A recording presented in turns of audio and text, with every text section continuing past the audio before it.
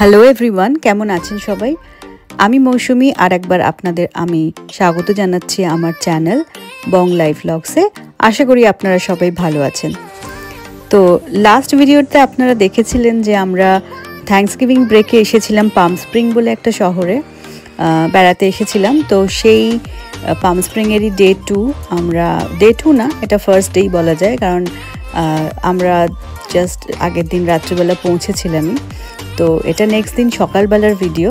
তো আজকে সারাদিন আমরা কি করি, কেমন করে কাটাই, দেখতে থাকুন আমার সঙ্গে। মোটামুটি একটা আইডিয়া আপনারা পাবেন এই শহরটা কীরকম, কী কী রয়েছে, কী কী দেখার জায়গা, এই সমস্ত আপনাদের ঘুরিয়ে দেখাবো। তো দেখুন, সকালবেলা আমরা একদম রেডি হয়ে বেরিয়ে পড়েছি। তো এবার আমরা হোটেল থেকে বেরিয়ে ডাউনটাউনের দিকে যাব। পাম স্প্রিং ডাউনটাউনটা খুব হ্যাপেনিং একটা সুন্দর জায়গা। ওখানে বিভিন্ন রকমের রেস্টুরেন্ট রয়েছে, লাঞ্চ, ডিনার, ব্রেকফাস্ট সব কিছুর জন্যই। যদি আমাদের হোটেলেও খাওয়ার ব্যবস্থা ছিল, ওখানেও দুখানা রেস্টুরেন্ট ছিল, কিন্তু আমরা ওখানে ব্রেকফাস্ট না করে ভাবলাম একটু শহরটা ঘুরে দেখবো আর বাইরেই কোথাও খাবো। তো এই যে দেখুন, পার্কিং লটে আমরা যাচ্ছি গাড়িতে করে। আর এটা যেহেতু আমরা রোড ট্রিপ করছিলাম, সেজন্য গাড়িতে করেই সব জায়গায় ঘুরবো, খুব ইজি। তো দেখুন সামনেটা কি সুন্দর, এটা এন্ট্রেন্সটা হোটেলের। আর এই যে পাম গাছের জন্যেই কিন্তু, এত সুন্দর পাম গাছেরগুলোর জন্যেই কিন্তু জায়গাটার নাম পাম স্প্রিং। তো এখানে যেটা দেখলাম, চারিদিকে পাম গাছ এরকম সুন্দর। আর হ্যাঁ, এখানে কিন্তু ডেট খেজুর খুব ভালো পাওয়া যায়। তো আমরা খেজুর নিয়েও এসেছি। আর এখানে খুব ফেমাস একটা ড্রিঙ্ক হচ্ছে ডেট শেক। এরা খুব সুন্দর ডেট দিয়ে শেক বানিয়ে দিচ্ছে, স্মুদি বানিয়ে দিচ্ছে। ওই ডাউনটাউনে এরকম প্রচুর ডেট শেকের আর কি ছোটো ছোটো দোকান রয়েছে, যেখান থেকে আমরা রোজই প্রায় খেয়েছি এবং সেটা ভীষণ সুন্দর। তো আমাদের হোটেলটা ডাউনটাউন থেকে একদম হাঁটা ডিস্টেন্স ছিল, কিন্তু যেহেতু আমরা সারাদিন পুরো শহরটাই ঘুরবো, এদিক ওদিক যাবো, সেজন্য গাড়ি নিয়েই বেরিয়েছিলাম। তো এই দেখুন, আমরা অলরেডি চলে এসেছি ডাউনটাউনে। ডাউনটাউনের রাস্তাটা ভীষণ সুন্দর। এই যে বলছি, দুদিকে পুরো পামের কি বলবো, সারি সারি পাম, আর মাঝখান দিয়ে রাস্তা, আর চারিদিকে সুন্দর সুন্দর দোকান, বুটিক্স রয়েছে, হোটেলস রয়েছে, তারপরে রেস্টুরেন্ট রয়েছে খাবার, খুব সুন্দর। আমরা এসছি এখন ডাউনটাউনে, পাম স্প্রিং ডাউনটাউনে। এখানে এখন আমরা ব্রেকফাস্ট করব আর তারপর সারাদিন ঘুরবো। ডাউনটাউন না, পুরো সিটিটাই মোটামুটি দেখবো আজকে। পাম স্প্রিং সম্বন্ধে আরও কিছু তথ্য আপনাদের জানিয়ে রাখি। পাম স্প্রিং হলো মরুভূমির একটি জনপ্রিয় রিসর্ট শহর, যা এর বিলাসবহুল রিসর্ট, স্পা এবং গলফ কোর্সের জন্য বিখ্যাত। এটি পর্যটকদের কাছে একটি অত্যন্ত প্রিয় ছুটি কাটানোর জায়গা।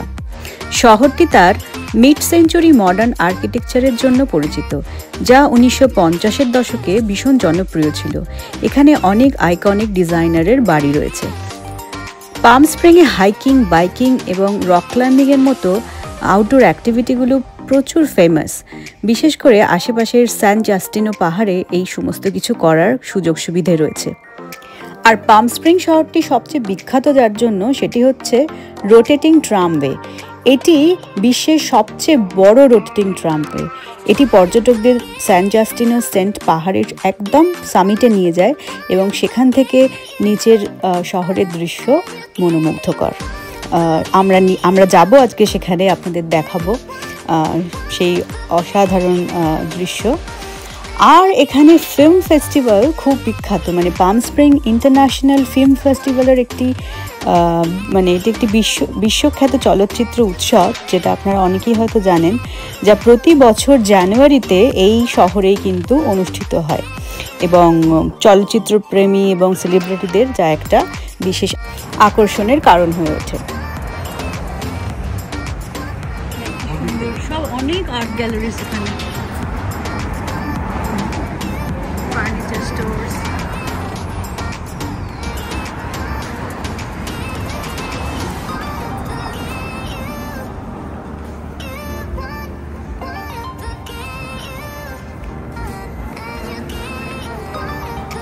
এই তো এখানে আজকে আমরা খাবো চিকিস, famous for breakfast and lunch.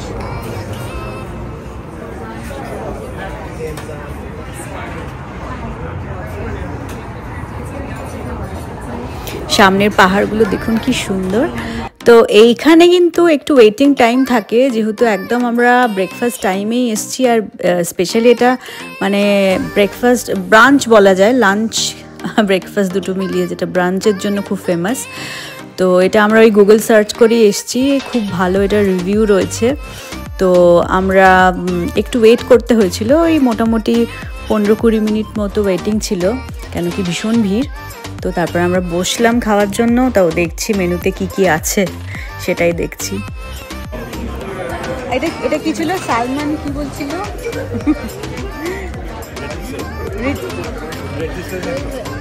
Relates.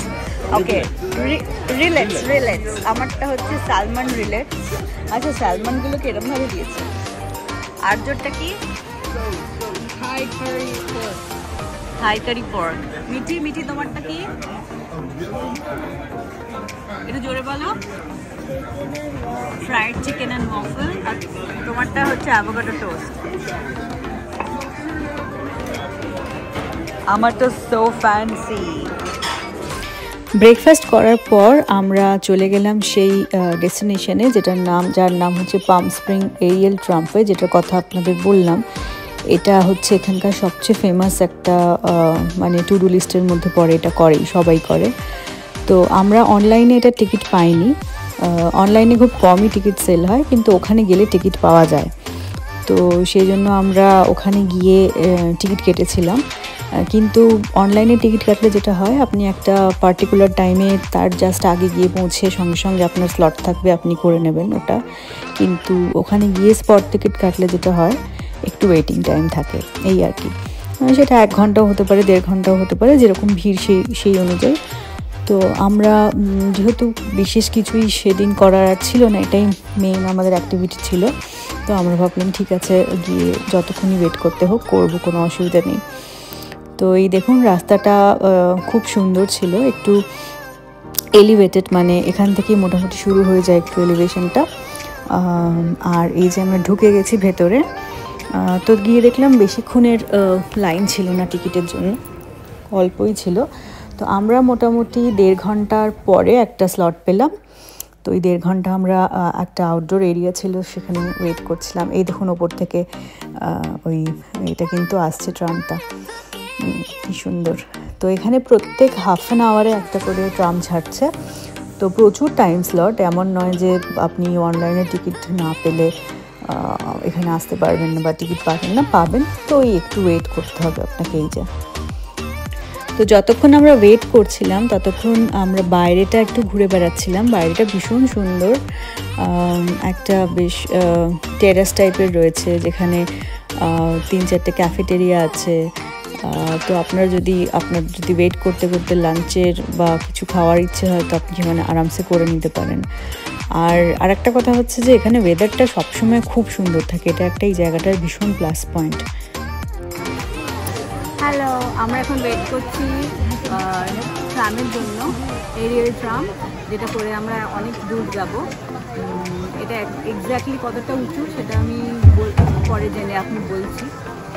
আমাদের টাইম হচ্ছে 12:48, আর এখন এই 12:36 মতো বাজে। তারপরে ট্রামে উঠে বলছি।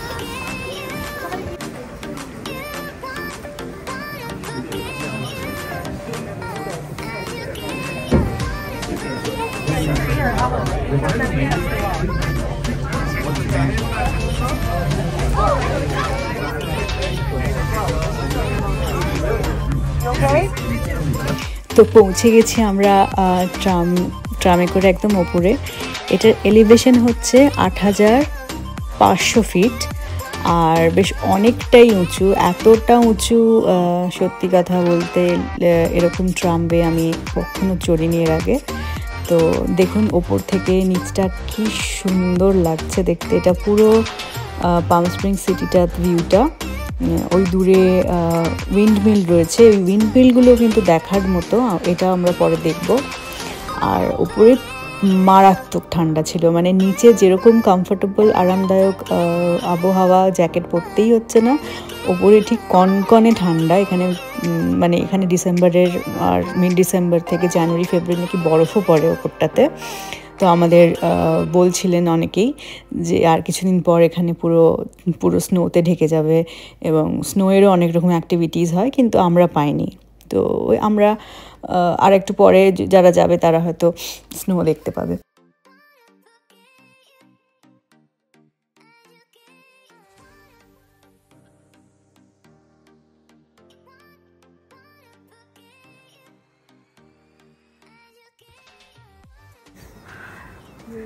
এই ভিউটা ভীষণ সুন্দর।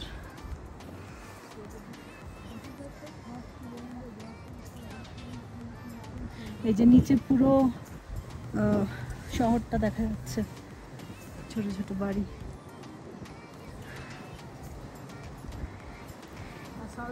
$8,516 feet, রাইট? এই মাউন্টেনটা যেটা আমরা এলাম, আচ্ছা এইটা 10,000। এই তলার যেটা ছিল ওটা 8,000, এটা 10,000, আরো উঁচু।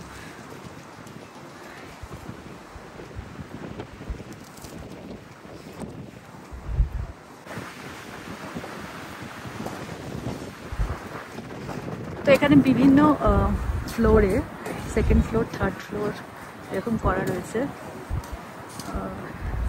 এরকম বিভিন্ন ভিউ পয়েন্ট বানিয়েছে। আর এখানে একটা স্টেট পার্ক রয়েছে, মাউন্ট স্যান জেসিন্টো। তো এখানে তলা দিয়ে একটা ট্রেল গেছে, সেই ট্রেলটাতে অনেকটা নিচেতে যাওয়া যাচ্ছে এরকম।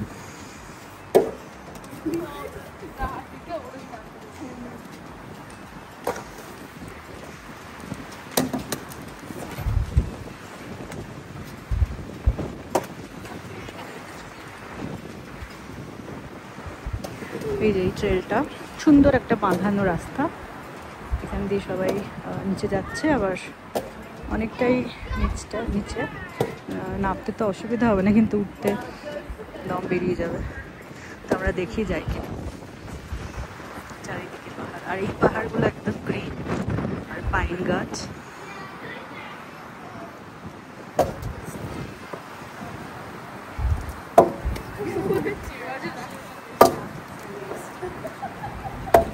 বটল ফ্লিপ খেলছে। তো ওখানে ভেতরে একটা ছোট্ট এক্সিবিশন মতো করা ছিল, ওই জঙ্গলের ভেতরে মাউন্টেনে যা যা পাখি বা অ্যানিমাল ওখানে দেখতে পাওয়া যায়, যেমন এই যে বিয়ার রয়েছে, তারপরে ডিফারেন্ট আউলস রয়েছে, ইগলস রয়েছে, ফ্যালকন রয়েছে, যেগুলো ওখানে মাউন্টেনের ভেতর পাওয়া যায় সেরকম। আর বিভিন্ন স্কুয়েরেলস রয়েছে, এই যে এইগুলো, তারপরে স্নেকস রয়েছে। তো সেগুলোই একটা ওই সাজিয়ে রাখা ছিল আর কি, জাস্ট ওখানকার ওয়াইল্ড লাইফটা বোঝানোর জন্য। তো এগুলো বাচ্চাদের দেখতে খুব ভালো লাগবে, যদি ইন্টারেস্টেড হয় তো বাচ্চাদের খুবই ভালো লাগবে। আর ওখানে একটা ডকুমেন্টারি পিকচারও দেখানো হয়, কিন্তু আনফর্চুনেটলি সেদিনকে ওটা চলছিল না, তো আমরা সেটা দেখতে পাইনি।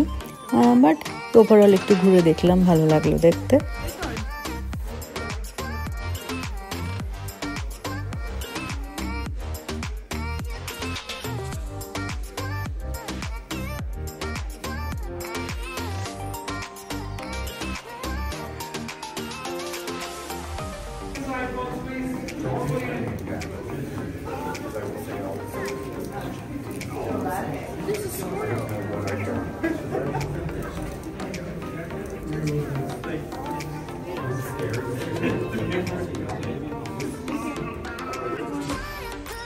তো ওপরটা ভালো করে ঘুরে একটু বসে আরাম করে পুরো প্রকৃতির শোভা দেখে আমরা এবার আস্তে আস্তে নিচে নেমে আসবো। প্রায় অনেকক্ষণই আমরা কাটিয়েছি ওপরটাতে, খুব ভালো লাগলো, ভীষণ সুন্দর। মানে জায়গাটা এত পিসফুল, এত শান্ত সুন্দর একটা জায়গা, একটা অন্যরকম অনুভূতি এক্সপিরিয়েন্স হলো। আর আর এই উপরি পাওনা হচ্ছে এই পুরো ট্রামওয়েটা।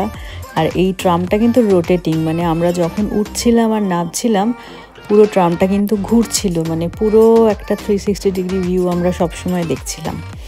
মানে খাদের দিকটাও দেখছিলাম, পাহাড়ের দিকটাও দেখছিলাম, ভীষণ সুন্দর ভিউ।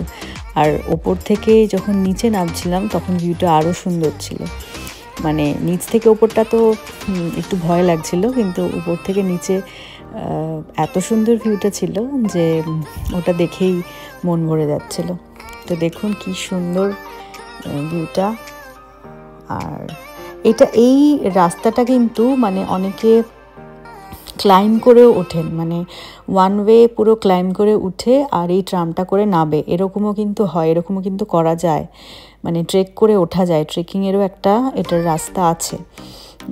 আবার কেউ যদি চায়, আমি জানি না ট্রেক করে নাবা যায় কি না, কিন্তু আমার সামনে 2-3টে ফ্যামিলি যারা ট্রেক করে উঠেছে কিন্তু নামছিল এই ট্রামওয়েটা করে। তো আজকের ব্লগটা তাহলে এখানেই শেষ করছি, অনেক বড় হয়ে যাচ্ছে ব্লগটা। তো বাকি দিনের পর মানে শেষটুকু আমরা কি করলাম, মানে ওই ট্রামওয়ে থেকে ফিরে এসে আমরা সন্ধ্যাবেলাটা কি করলাম হোটেলে, সেটা আমি আবার নেক্সট ব্লগে দেখাবো। ব্লগটা অনেকটা বড় হয়ে যাচ্ছে, সেজন্য আজকের ব্লগটা এখানেই শেষ করছি। কেমন লাগলো আজকে সারাদিন পাম স্প্রিং আমার সঙ্গে ঘুরে আমাকে কমেন্টে জানাবেন। আর যদি ভালো লাগে তাহলে একটা লাইক, কমেন্ট আর শেয়ার করতে ভুলবেন না, আর সাবস্ক্রাইব করে নেবেন আমার চ্যানেলটা।